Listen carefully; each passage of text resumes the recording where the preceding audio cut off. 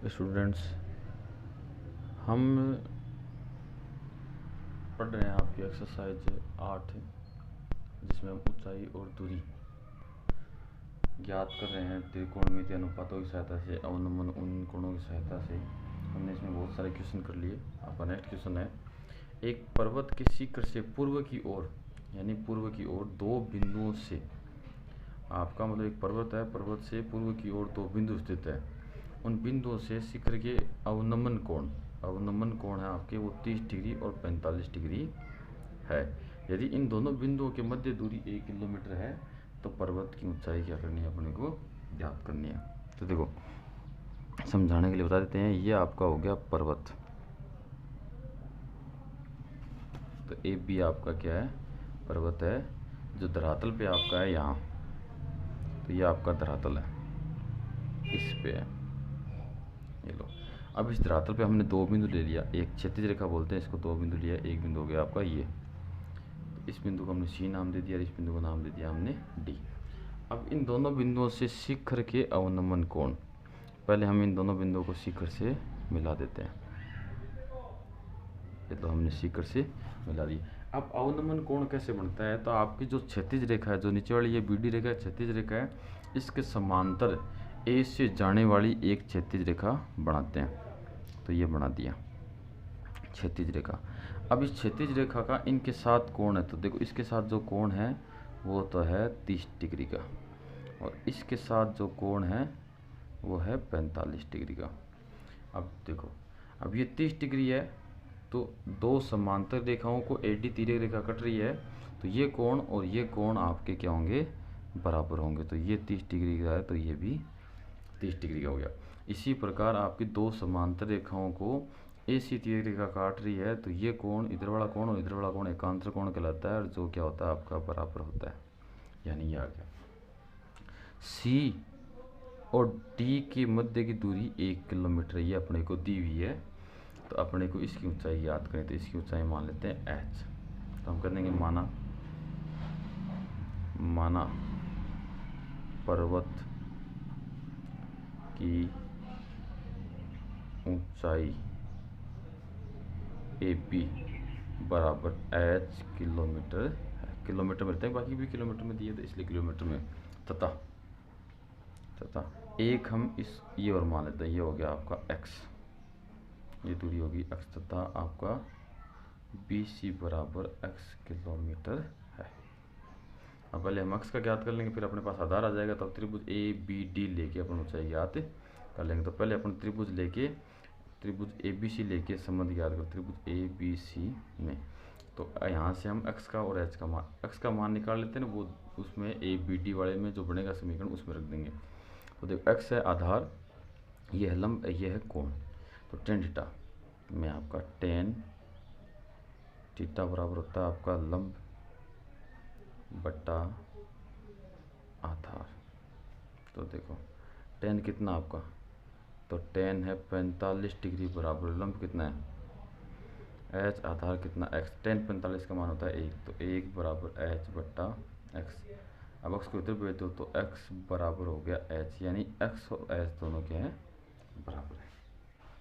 तो ठीक है, अब हम क्या करते हैं, ए बी डी बड़ा त्रिभुज लेते हैं। अब हम बड़ा त्रिभुज लेते हैं, त्रिभुज ए बी डी में, त्रिभुज ए बी डी में, ए बी डी में भी देखो ये आपका हो गया लंब, ये हो गया कोण, और ये पूरा बी डी हो गया आधार। तो टेन थीटा, तो टेन थीटा बराबर होता है लंब बट्टा आधार। तो यहाँ टेन, कोण का मान 30 डिग्री है, तो टेन 30 डिग्री बराबर आपका लंब कितना है, एच है, और आधार क्या है, ये जोड़िए, यानी एक्स प्लस 1 है।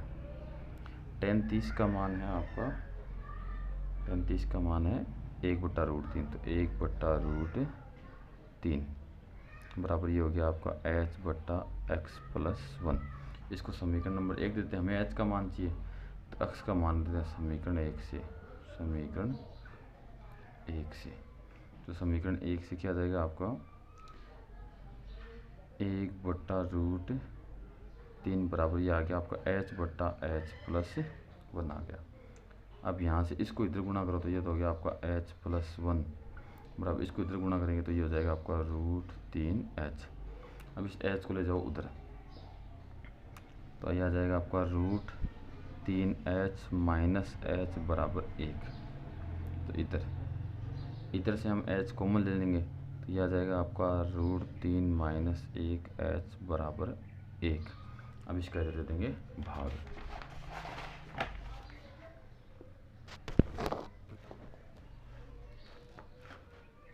भाग देती है आपका बन जाएगा h बराबर 1/√3 - 1। अब हम क्या करते हैं, √3 नीचे आ रहा तो परिमेय कर देंगे तो h बराबर 1/√3 - 1 गुणा, अब इसका √3 + 1/√3 + 1 से गुणा कर देंगे तो h बराबर, तो ऊपर तो हो जाएगा √3 + 1 बटा, नीचे हो जाएगा √3 का होल स्क्वायर - 1। तो इसको सोल्व किया तो √3 + 1 ये आ जाएगा 3 - 1 यानी 2। तो h बराबर आ गया आपका 1/2 √3 + 1 किलोमीटर। यह h का मान आ गया। जब अगर हमें √3 का मान दिया होगा तो हम रोक देंगे ना, ऐसे ही हो गया। तब कर देंगे अतः पर्वत की ऊंचाई 1/2 √3 + 1 किलोमीटर है।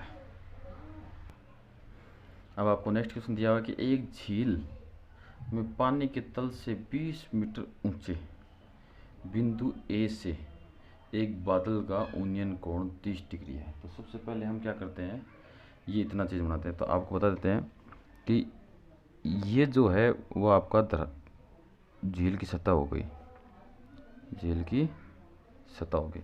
अब कह रहा है इससे 20 मीटर ऊंचा, तो हम ही चलते हैं 20 मीटर ऊंचा। इसको नाम दे दिया हमने एपी। तो ये कितना आपका यहाँ से लेके यहाँ तक है 20 मीटर। अब कह रहा है यहाँ से एक बादल है, तो यहाँ ये बादल मान लो। अब ये बादल है, इस बादल का उन्नयन कोण, तो ये लो बादल से हम पहले इसको मिला देते हैं। ये लो बादल से हमने उन्नयन कोण बनाने के लिए इसके समांतर एक रेखा खींचनी पड़ेगी। तो इसके समांतर हमने एक रेखा खींच दी। तो जो आपका ये कोण है, ये कोण है 30 डिग्री। अब हम इधर से इसके पे एक लंब खींच देते हैं। तो ये हमने लंब खींच दिया, ये लो। तो अब ये 20 डिग्री है तो ये भी कितना हो जाएगा, दोनों समांतर है तो ये भी आपका 20 मीटर, ये 20 मीटर तो ये भी 20 मीटर हो गया। अब आगे कह रहा है यदि झील में बादल के प्रतिबिंब का, यानी ये बादल आपका, इसके प्रतिबिंब का अवनमन कोण, यानी प्रतिबिंब अंदर पानी इधर पानी है, ये आपका झील के अंदर ये पानी है, इस पानी में बात कर रहा है। तो जितना ऊपर है उतना ही नीचे होगा। तो ये जितना ऊपर है उतना ही नीचे हो गया। ये बना दिया आपका। तो ए, इसको नाम देंगे सी, इसको नाम दे दिया डी, इसको नाम दिया ई, और ये हो गया आपका सी डैश प्रतिबिंब। तो कह रहा है इस बिंदु ए से इसका अवनमन कोण, तो इसको हमने इससे मिलाया तो अवनमन कोण मतलब ये कोण कितने डिग्री का है, 60 डिग्री का, 60 डिग्री का है। तो कह रहा है बिंदु ए से बादल की दूरी, तो बिंदु ए से बादल की दूरी ये ए सी अपने को क्या करनी है, ज्ञात करनी है। ठीक है, तो हम कह देंगे इसमें आंसर में, माना बिंदु ए से बादल की दूरी बराबर ए सी बराबर क्या है, एच मीटर है। मीटर में लेके तो एच मीटर होगी। ठीक है, तथा इसमें और मान लो, तो ये मान लिया हमने एक्स, यहाँ से लेके यहाँ तक हमने मान लिया एक्स मीटर, तथा आपका सी डी बराबर है एक्स मीटर। ये हो गया। अब हम कहेंगे हमें करना क्या है, हमें ये ऐसी दूरी ज्ञात करनी। तो ये ऐसी दूरी ज्ञात करने के लिए पहले अपने पास अक्ष का मान होना जरूरी है। तो इस अक्ष का मान होगा, कोण अपने पास है, तो हम ये कर्ण निकाल लेंगे। ये समकोण त्रिभुज हुआ, ये निकाल लेंगे। अब ये निकाले कैसे, देखो ये निकालने से पहले आपको एक चीज़ बताते हैं कि सी से ई की जितनी दूरी है उतनी ई से सी डैश की दूरी है। क्यों? क्योंकि ये आपकी बीसी झील है, झील की सतह है, तो झील की सतह में बादल जितनी दूर है उतना ही अंदर होगा। इसका मतलब यहाँ से लेके जो आपकी यहाँ तक की जो दूरी है वो है x + 20 मीटर, ये है। ठीक है, तो अब पहले हम लेते हैं त्रिभुज, किस में लें? देखिए दोनों में आधार सेम है, ये आपका आधार सेम है। त्रिभुज ए डी सी डैश लेते हैं। त्रिभुज ए डी सी डैश में तो ये हो गया आपका लंब और ये हो गया आधार, तो tan थीटा, तो tan 60 डिग्री बराबर लंब क्या आपका सी डैश डी बट्टा आधार क्या आपका आधार है 80, तो 80, तो tan 60 का मान होता है √3, ये तो हो गया √3, सी डैश डी हो गया आपका x + 20 बट्टा ये हो गया आपका 80। तो हमें 80 का मान चाहिए, तो इसको इधर ले आओ, तो 80 बराबर हो गया आपका x + 20 बट्टा √3। इसको समीकरण नंबर दे दिया 1। अब हम चलते हैं त्रिभुज, किस में चलेंगे? त्रिभुज ए डी सी में चलेंगे। तो त्रिभुज ए डी सी में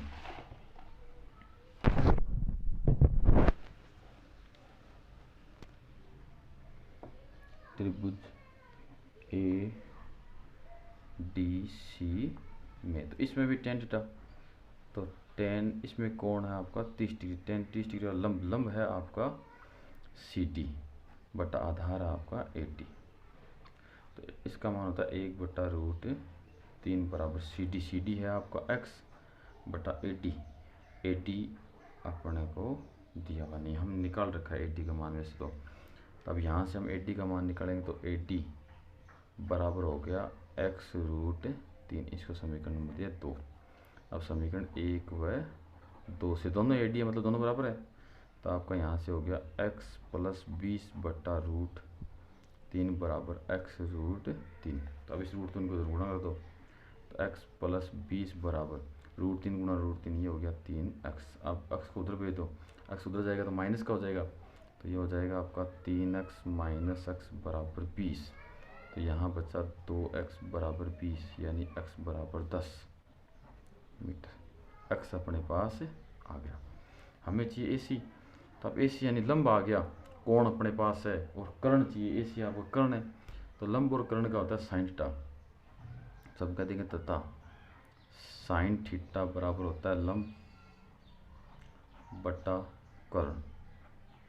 तो साइन कोण तो है आपका 30 डिग्री, लंब है आपका x और कर्ण है आपका AC। तो साइन 30 का मान होता है 1/2, x का मान है 10 और AC है आपका h। तो इनको बच्चे गुणा करते हैं, तो h इधर गुणा हुआ तो h, 2 इससे गुणा हुआ तो ये हो गया 20, और ये हो गया आपका मीटर। तब कह देंगे अतः बिंदु A से बादल की दूरी 20 मीटर है। देखो अपने क्वेश्चन में हमने जो यहाँ पे AD ली, ये लिया C डैश D, तो C डैश D है, तो यहाँ C डैश E है वो x + 20 किलोमीटर है। जब हम C डैश D की तरफ चलेंगे तो x + 20 से 20 कितने हो जाएंगे? 40 हो जाएंगे। तो यहाँ कितना आएगा आपका? 40 आएगा, और यहाँ कितना आएगा? 40 आएगा। यहाँ 40 आएगा, तो इसको हम आगे और बढ़ाएंगे, तो हम वहाँ 40 कर देंगे, तो ये तो आपका सही है। बस यहाँ कितना हो जाएगा आपका? 40 हो जाएगा। ये 40 हुआ, तो ये 40 हुआ, और ये भी 40 हुआ। अब 40 में तो ये 40 हुआ, अब 2 का भाग देंगे तो यहाँ आ जाएगा आपका 20 आ जाएगा। 20 आया, फिर आगे x की जगह हमने यहाँ 10 लिखा, तो यहाँ हो जाएगा 20। अब ये गुणा होगा तो आपका कितना हो जाएगा? 40 हो जाएगा। तो ये दूरी हो जाएगी आपकी 40 मीटर।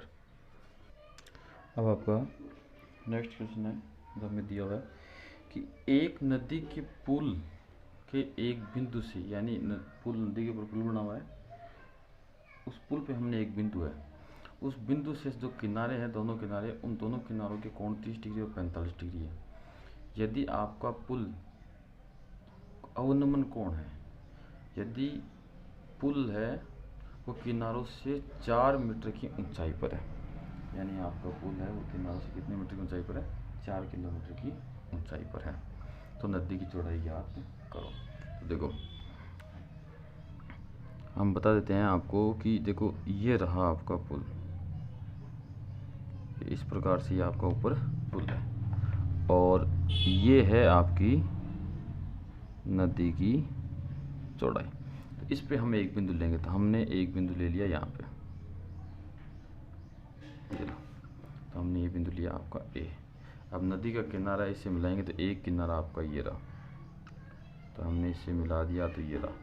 तो ये कोण बनाता है 30 डिग्री अवनमन कोण। तो अवनमन कोण इस बिंदु से ऐसे होगा। दूसरा किनारा है वो रहा ये, और ये कोण बनाता है 45 डिग्री। तो ये 45 डिग्री का कोण हो गया। अब कह रहा है कि जो नदी की सतह से जो आपका पुल है वो 4 मीटर ऊंचा है। इसका मतलब यहाँ से लेके जो यहाँ तक की दूरी है वो 4 है। हमने ए से इस सतह पर हमने लंब खींचा, यानी ए बी आपका हो गया, नदी के दोनों किनारे हो गए। तो हमने ए से इस पर लंब खींचा तो ये 90 डिग्री हो गया, और इसकी जो लंबाई है लंब की वो है 4 मीटर। तो अपने को क्या करें, नदी की चौड़ाई ज्ञात करनी है। इस बिंदु को नाम दे दिया हमने ए, ये सी हो गया सी, और ये हो गया आपका डी। तो अब नदी की चौड़ाई उसका मान लेते हैं एच। हम कहते हैं माना नदी की चौड़ाई बी सी बराबर एच मीटर है। ये हो गया। अब हम पहले त्रिभुज ए डी सी ले लेंगे, उसमें सी डी निकाल लेंगे। दूसरे में त्रिभुज ए डी बी ले लेंगे, उसमें बी डी निकाल लेंगे। निकालने के लिए देखो ये कोण बाहर हमें अंदर चाहिए, तो देखो बता देते हैं आपको, बी सी रेखा और ये रेखा समांतर, इनको एक तिर्यक रेखा ऐसी काटती, तो ये कोण और ये कोण एकांतर कोण होते हैं, बराबर होते हैं, बताया हुआ है। वैसे ही आपकी दोनों समांतर रेखा उसको ए बी रेखा काट रही, तो ये कोण बराबर होंगे क्योंकि एकांतर कोण था, हमने बना दिया। अब ले लेंगे हम तो त्रिभुज ए डी सी में ये है, हमें ये चाहिए, तो कोण के साथ वाली भुजा आधार होती है, लंब हमें दिया हुआ था 10, तो tan थीटा बराबर होता है लंब बट्टा आधार। ले लो, तो tan 30 डिग्री बराबर लंब कितना है आपका 4, आधार कितना आपका सी डी। ये लो, तो tan 30 का मान है 1/√3 बराबर, ये हो गया 4/c, जिसको इधर मल्टीप्लाई कर दो, तो सी डी बराबर 4√3 मीटर। ये सी डी अपने पास आ गई, इसको हमने नंबर दे दिया 1। अब आपस से त्रिभुज लेके वीडियो निकाल लेंगे। त्रिभुज ए डी बी में, तो वही इसमें भी देखो ये निकालना था आधार है और ये क्या आपका लंब है, तो tan थीटा, तो tan थीटा बराबर लंब बट्टा आधार, तो tan 45 डिग्री बराबर लंब, लंब क्या आपका ए डी और आधार क्या आपका डी बी। तो tan 45 का मान होता है 1, ए डी कितना आपके पास 4, और ये डी बी, तो डी बी बराबर कितना हो गया 4 मीटर। ये समीकरण नंबर हो गया 2। अब समीकरण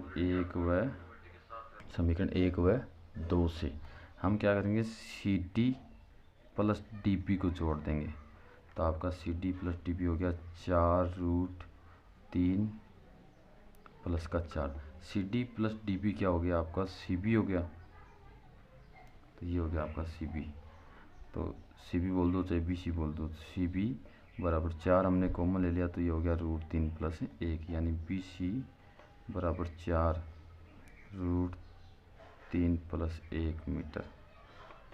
तो ये आ गया आपका, तो कह देंगे अतः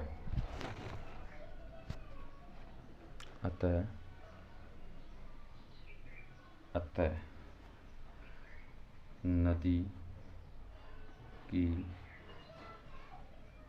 चौड़ाई 4√3 प्लस 1 मीटर है। धन्यवाद।